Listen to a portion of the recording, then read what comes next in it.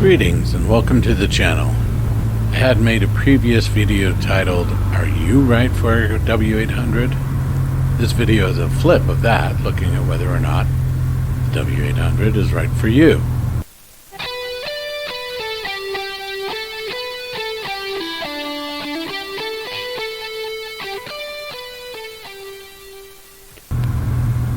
This is a video that is an opinion editorial, meaning that it's just my opinion. No science or extensive surveys were made in order to ensure that my opinion is 100% factual.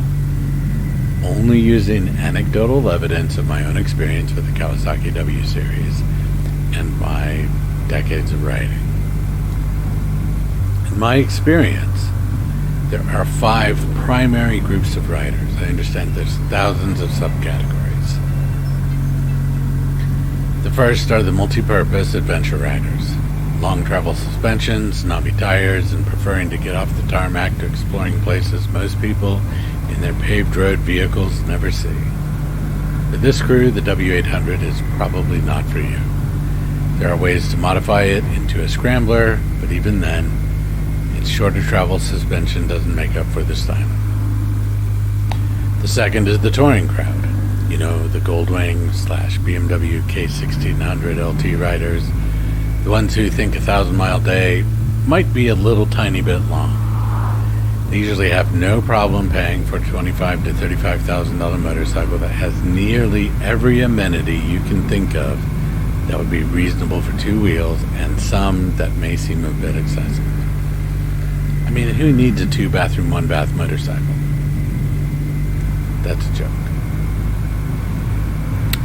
W800 can be made more touring accessible with aftermarket seats, windscreens, and saddlebags.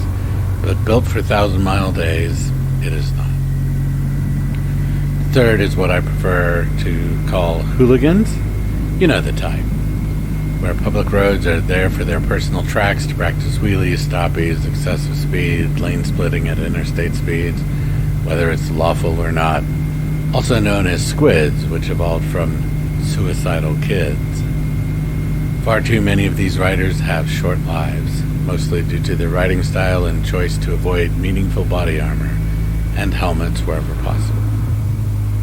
The W800 is not a high-performance machine built for these tasks and would not be a good bike for a hooligan.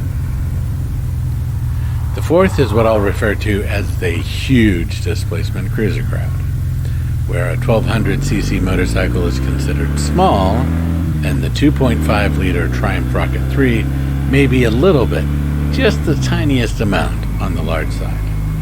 Riders of huge displacement cruisers fall into many subcategories, but the stereotype, which we all know are gross generalities, are well known.